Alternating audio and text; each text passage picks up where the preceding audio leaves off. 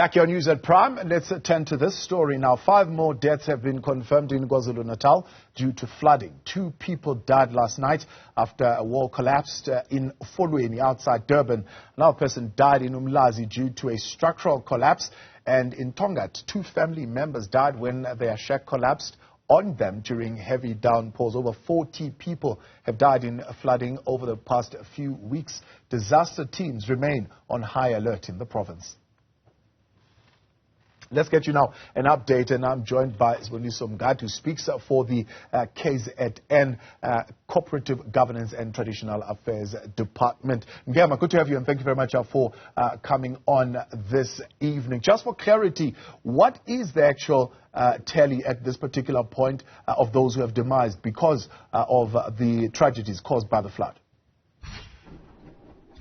Yeah, well, Thabo and the viewers at home, our teams have been responding since the early hours of the day, because last night we received quite a number of calls from distressed families that were seeking help. We had to evacuate some of the families in the area of Tongat that we temporarily housed them in Tongat community hall.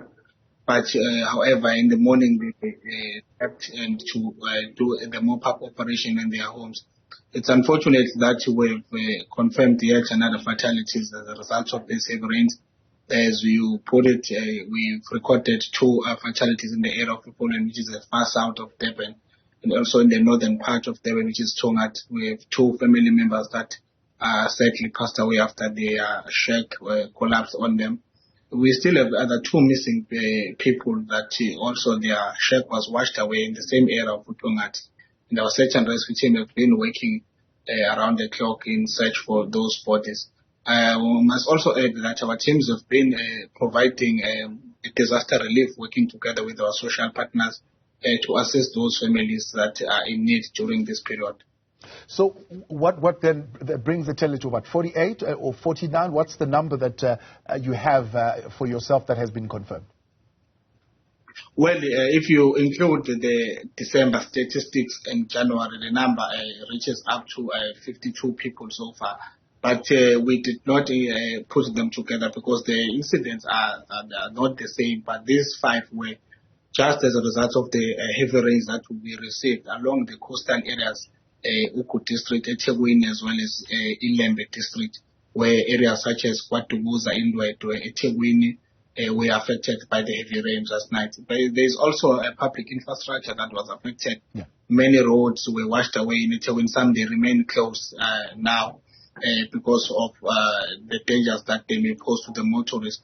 The city of Ethekwini has also took a decision to close some of the beaches because the ocean was not clean after the debris were washed away and then they ended up in the ocean. So up until the water quality has been tested to be of good quality, and then these beaches they will be reopened to the public. That is information that we have received and the decision that was taken by the municipality after running some few tests of the water quality there. What's the forecast then for tonight and for the next couple of days as far as the rain is concerned? Yeah, well, our team remain on high alert because what the plan that we're working on is that the South African Weather Services have told us that the province will receive more than the normal rainfall throughout the summer rains, that we will be continuously receiving these rains up towards the end of January. So, and across the municipalities, we activated the joint operating cluster where we work with the police, municipalities. We also are intensifying our campaigns on the ground, working with traditional leaders, ward councillors. We also encourage them to spread the messages of safety. We are also concerned by the number of drownings that have been reported in different parts of the province, where we find that there are people that are still driving, try to cross swollen streams and rivers, and as a result, we've recorded a number of fatalities from those incidents. Yeah, there are rains that are still expected throughout the week, and we advise our people to remain vigilant toward this rain. Those that are planning to travel, we advise them to not travel when it's raining and not also try to cross flooded low-lying bridges. Public infrastructure affected, some businesses affected as well. I believe some shopping malls could have also been affected by the severe rain. Yes, definitely. In the Durban North areas, we've received a report of several businesses, formal and informal businesses that have been affected. We've activated various department municipalities that will be working with to respond to these incidences to ensure that those that need assistance from government, they will receive due assistance.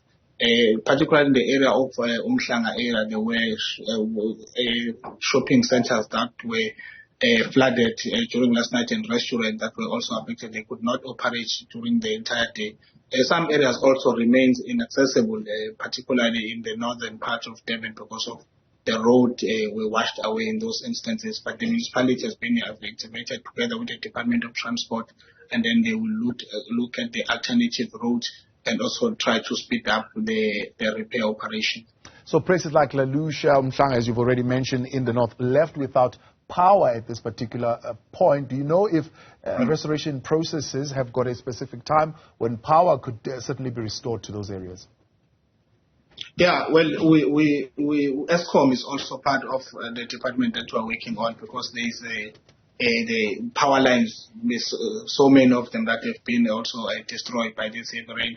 They are working together with the municipality. The municipality will attend to the power lines that belong to the municipality, but also ESCOM will attend in instances where their lines have been affected. We are expecting the processes to begin as early as tomorrow morning to start restoring power in those affected areas. There were also areas where the water infrastructure was also damaged, but the municipality has also dispatched water tankers to those areas to assist the families, especially since they are still busy with the mop-up operations.